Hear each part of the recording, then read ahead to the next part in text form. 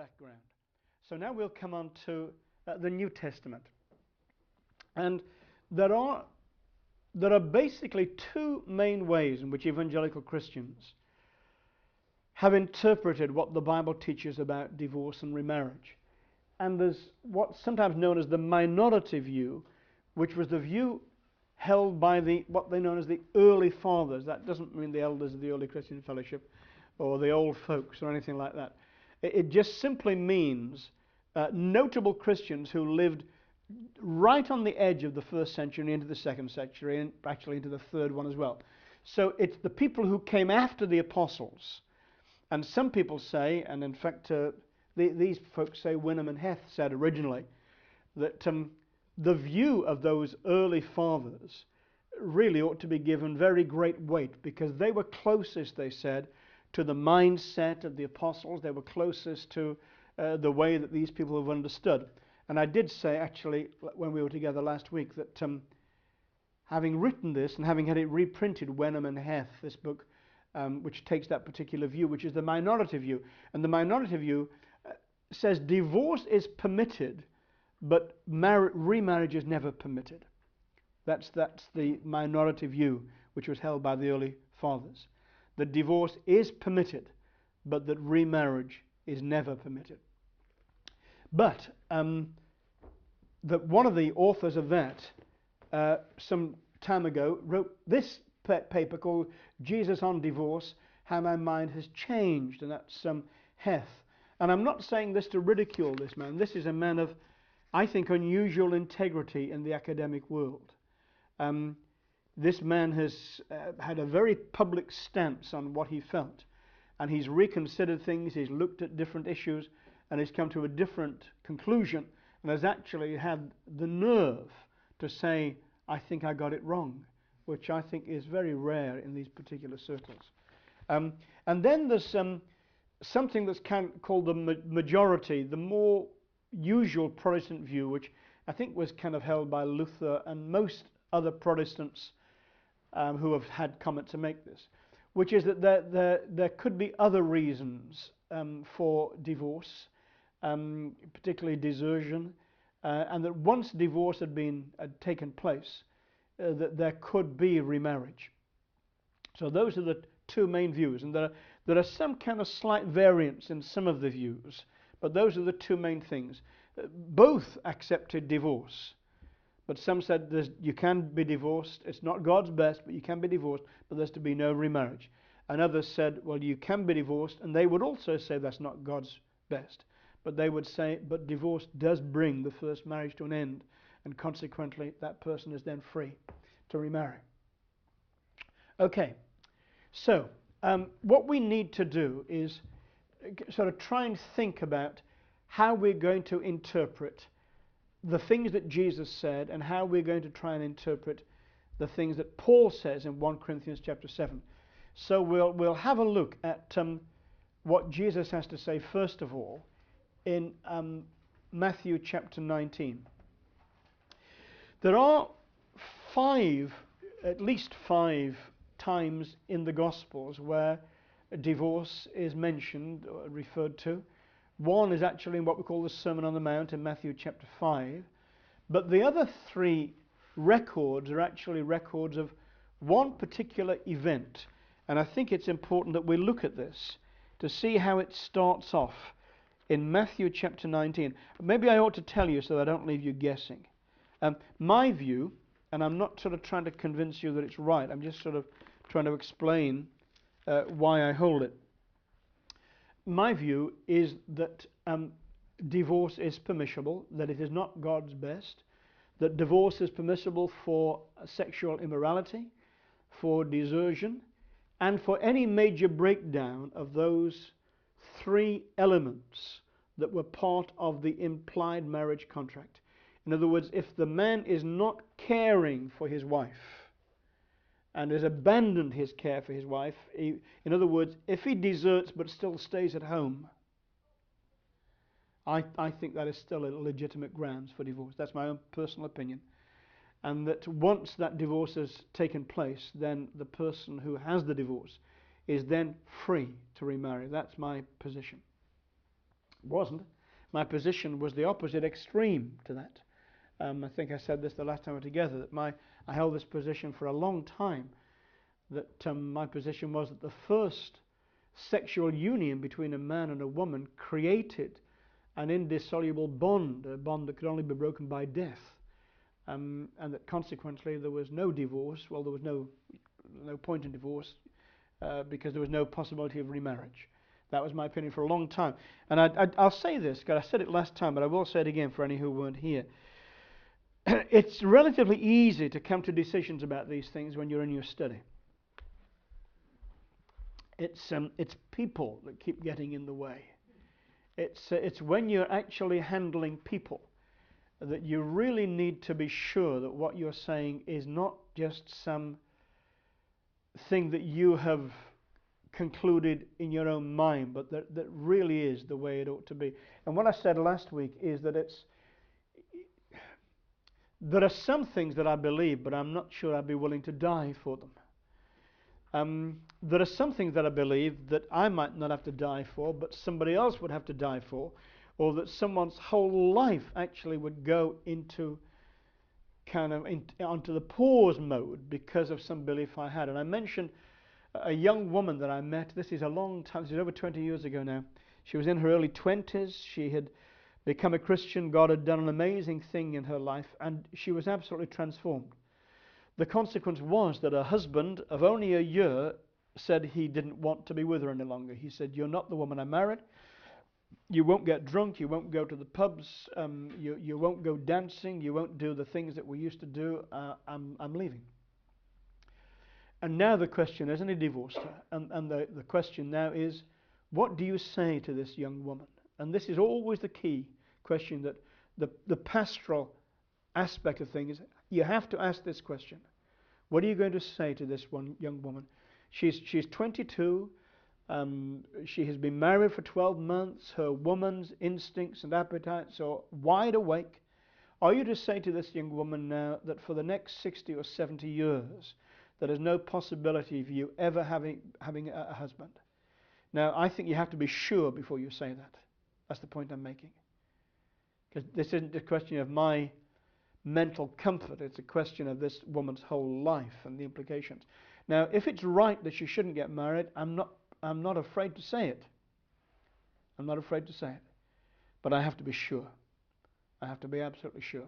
And if you're not sure, then you come back to this question again and again and again and again, as I have. Okay, so what's the context of what the Lord Jesus says in Matthew chapter 19? Let's look at that.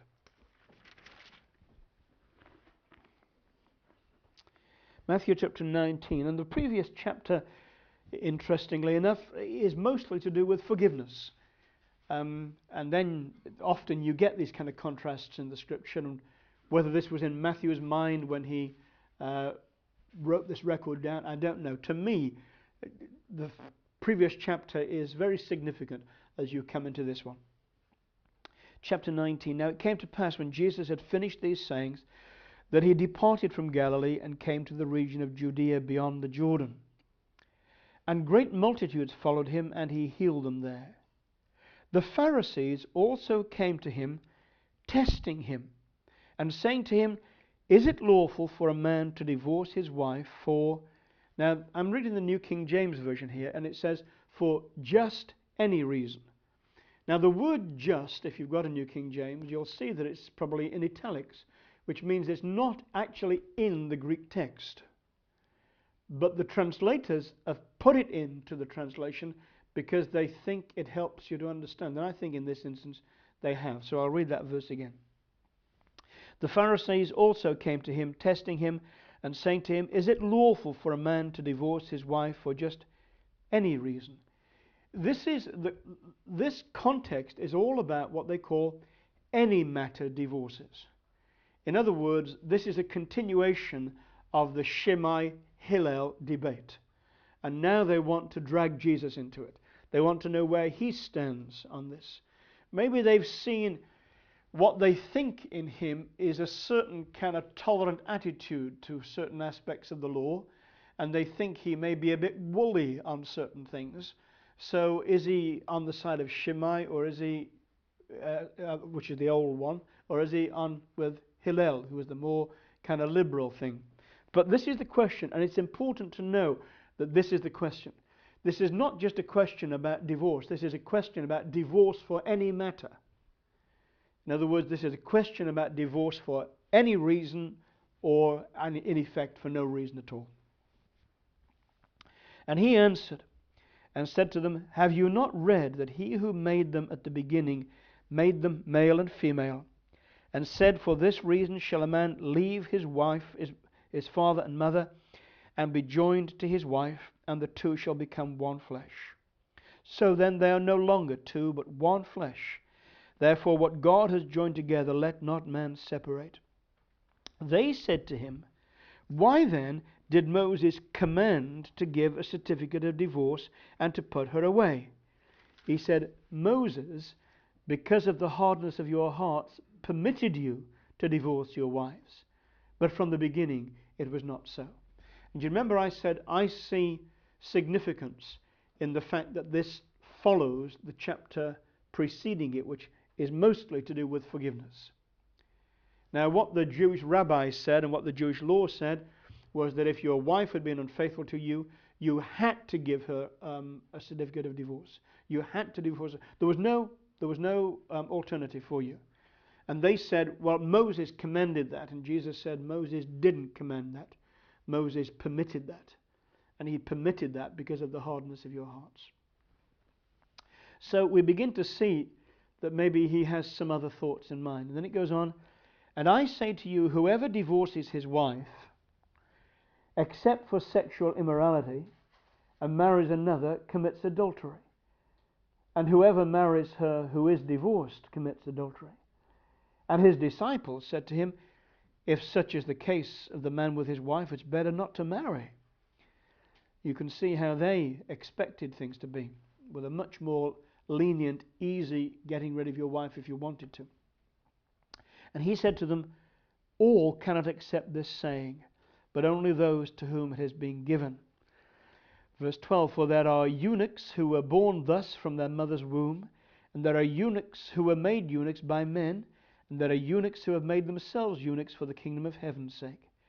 He who is able to accept it, let him accept it. Now this is an interesting thing, and we'll see if we can look at this. But what I want to say first of all is, let's be sure that we understand the context. The context is one of hostile questionings with hostile attitudes from the Pharisees, who want to get Jesus to decide one way or the other. And the question they're asking really is, how valid is the any matter divorce? Is it valid? That's the real question they're asking. So remember, that's the question that we're answering as we go through this. So then you've got this thing, and you've got this part that speaks about it apparently justifies divorce for immorality. Just a minute.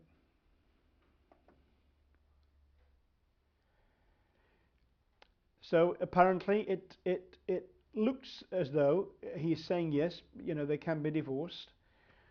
But we've said previously that a valid divorce always included the right to remarry.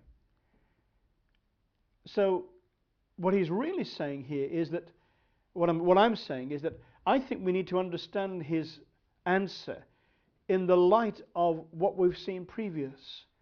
And that is that he's talking about it's wrong for, if there's been an invalid divorce, if that person goes ahead and marries, as far as he is concerned, because the divorce is invalid, the post-marriage still stands. And consequently, the person who takes on a second marriage is actually now in a continual case of adultery or sexual immorality, because they're still actually joined to the first one. So this is my understanding of it. So did Jesus agree with the more conservative one, Shammai? Well, Shammai mandated, he insisted on divorce, and Jesus permitted it. There are some differences in these three records, and we mentioned this the last time we were together. And I think, again, they're important differences. It's interesting, for example, in Mark's record of this, that Mark capturing what was said, not just like a tape recorder getting the exact words, but capturing the nuances of what was said and the meaning of what's said, actually adds another part to it. I believe inspired by the Holy Spirit. It isn't that he is a poor reporter. He knows exactly what is said, but here we have the miracle of inspiration inspiring Mark. And Mark actually adds the fact that a woman can divorce her husband, which was certainly very, very rare in Jewish circles. It was very rare actually in the wider world. Some Roman women did it from time to time, and wealthy people occasionally did it. But it was very, very rare.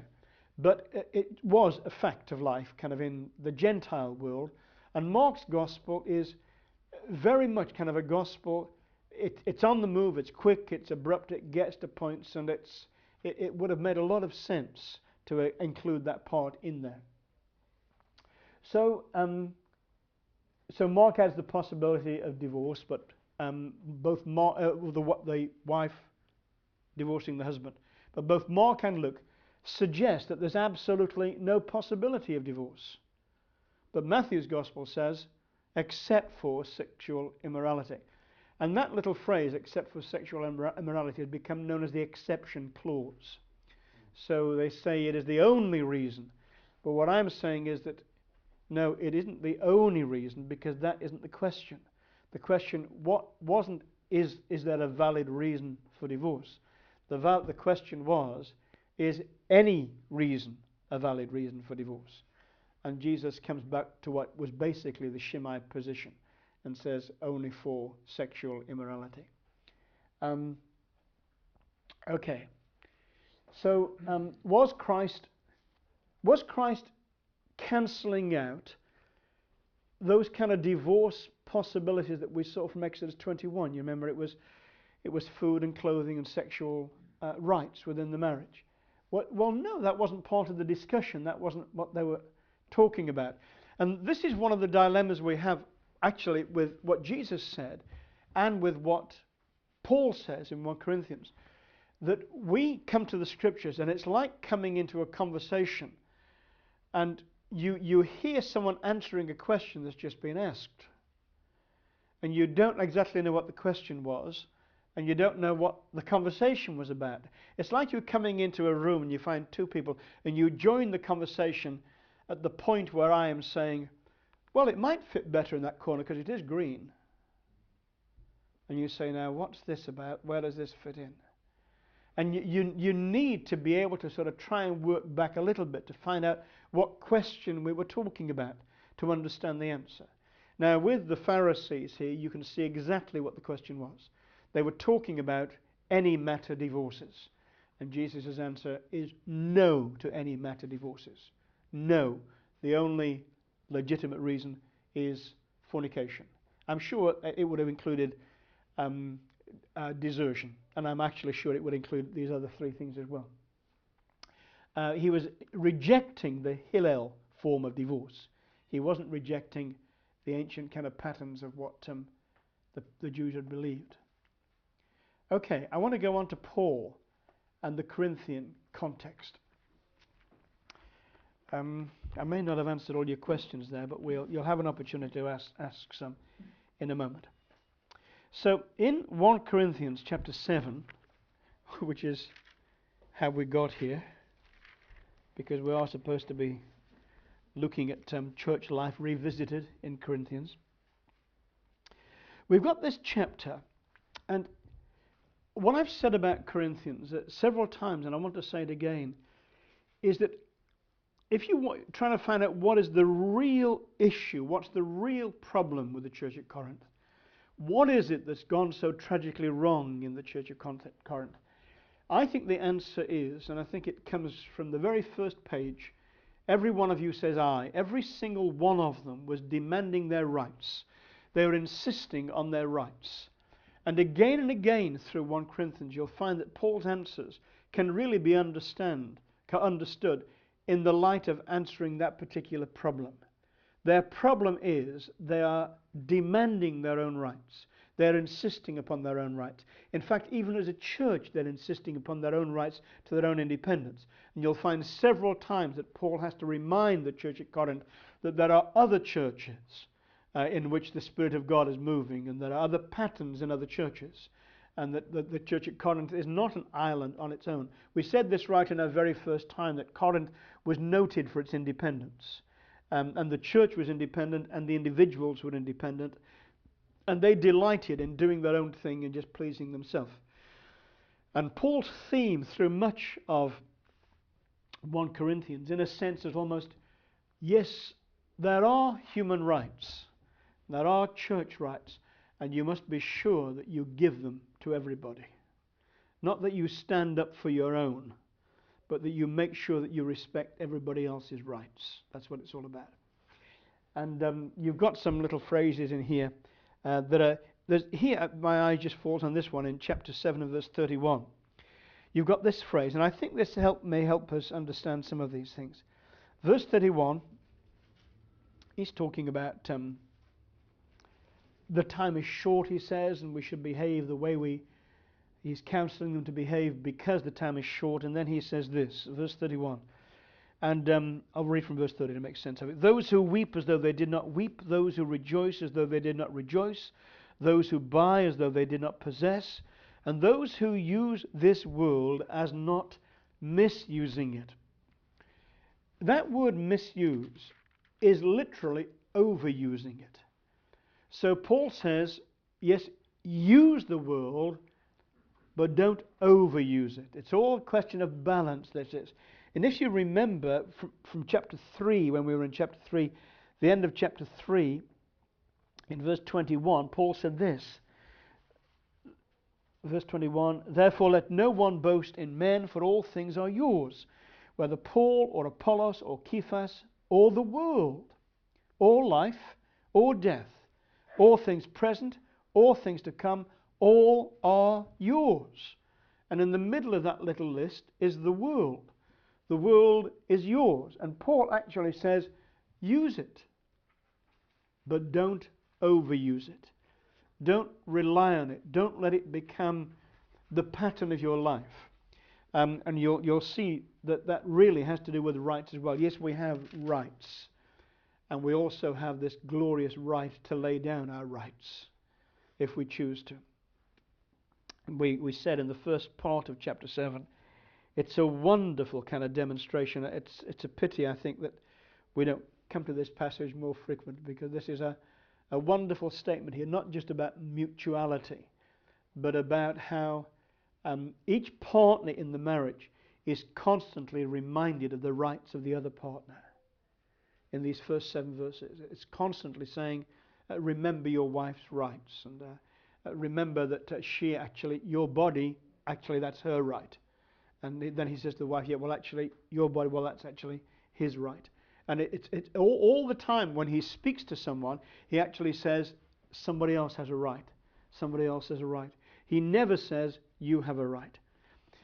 This is one of the things you discover if you get involved in kind of pastoral care from time to time. Then if you're counseling and you're perhaps trying to help married people, that you discover that the wife knows perfectly how the husband ought to behave.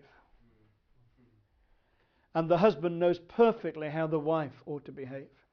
And my pattern for a long, long time has been very, very simply, when I'm talking to the wife, to ignore all the husband's responsibilities and just concentrate on the wife's responsibilities. And when I'm talking to the husband, to ignore the wife's responsibilities and to ignore all the buts and all the things that start but she, to ignore all those and concentrate on this is your responsibility. So there are rights and responsibility. Yours is the responsibility, the other person has the rights. This is kind of a unique pattern of Christian experience, and it's only possible for people who, like the Corinthians originally, had a real encounter with the Spirit. The other thing in remembering as we come to 1 Corinthians is that Paul gives some counsel in chapter 7, and he says he's saying these things because, where's this little phrase? He says,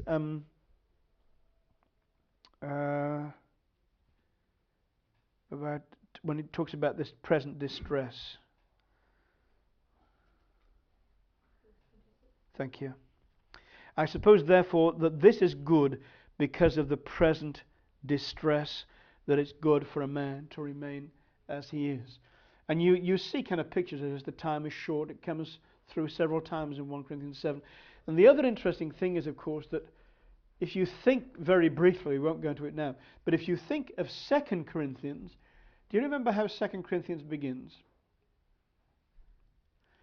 It all begins with Paul reassuring people who are going through distressing times that God will give them grace in their distressing times, and that their grace actually will be a source of comfort for others, that you will be able to comfort with the comfort wherewith God has comforted you.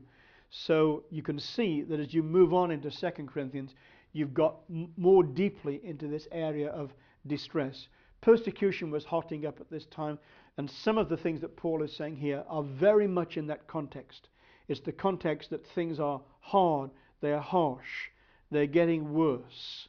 And sometimes he says, in the light of the present circumstances, my personal judgment would be this, but I'm not making a noose for you. It actually uses that word as like a lasso. I'm not making something to wrap you into this. I'm not insisting on you doing this. If you want to know, this is what I am advising. Okay, so that's part of the things. But we've got some other things that we don't know about. In chapter 7 and verse 1, it begins like this. Paul says, now concerning the things of which you wrote to me. And then he says it's good for a man not to touch a woman.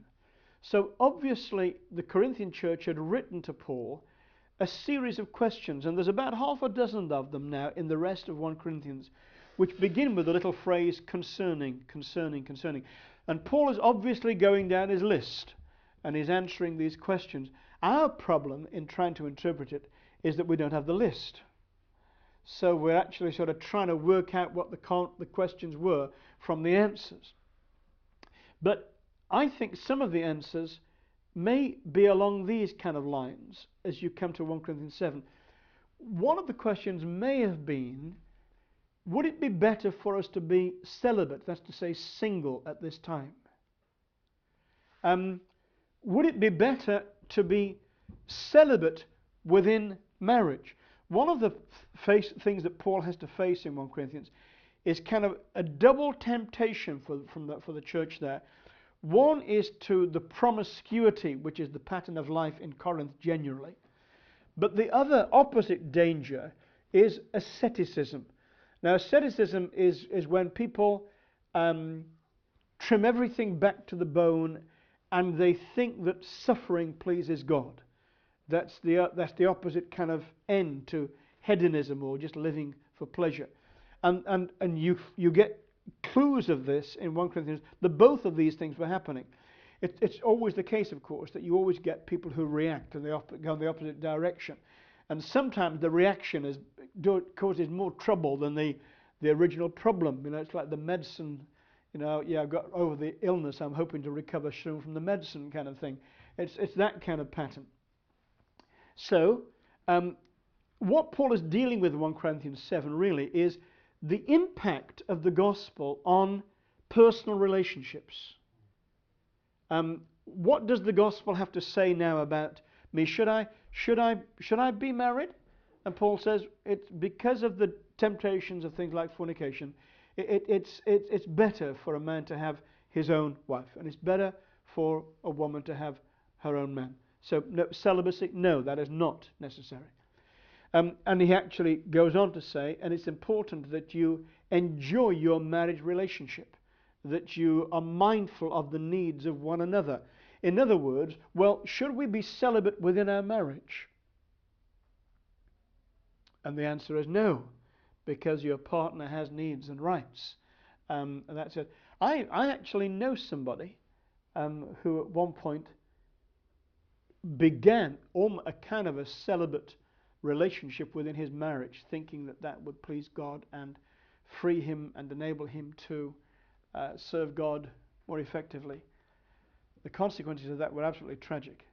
I won't go into that, but the answer is no. No, you're not to be celibate within marriage unless you're praying and you're fasting and that would be a distraction, well, by mutual consent, then wait for a while. But when the period of prayer and fasting is over, come back together again. But he's very, very practical and very specific in what he says. Okay, so that's one question. Should we be celibate? Should we be celibate within the marriage? How about this question? Well, should we get rid of our Christian partners, our non-Christian partners?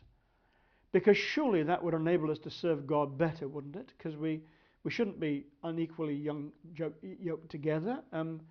We know that two can't walk together unless they be agreed. Wouldn't it be better for our Christian experience and for our service of God if we actually got rid of our non-Christian wives? And there's an answer which would fit. If that was one of the questions, there's an answer here which would fit that one. And finally, and these are just me thinking about the possible questions, are what about our young people? Should we encourage our young people to stay single? If I'm a father and I've got a daughter, maybe she's already engaged. Should I encourage her in the light of the present distress? Should I tell her? Should I withdraw my permission for her to get married? Should I cancel the marriage? And the answer again is no. So you've got this series of questions, and I think if you have in mind these kind of questions, you can create a sort of a scenario which makes sense of these answers. Maybe you will have another scenario and that will make sense of the answers as well. So, where are we going with this? Remember then, and I think this is key again in understanding what Paul is doing here, that what Paul is doing in 1 Corinthians 7 is not trying to create, he's not actually writing a book on divorce and remarriage. That's not the question. The question is, in these present circumstances, and in these unique circumstances, perhaps of this one having a non-Christian husband, this one having a non-Christian wife, what do we do in these unique circumstances? So he's not cancelling out what Jesus said. He's not cancelling out what's been said in the Old Testament. He's simply applying contextual applications of those truths to this situation. And he's looking at the specific questions asked, and he's giving his answers here. I'm going to pause now for the tape.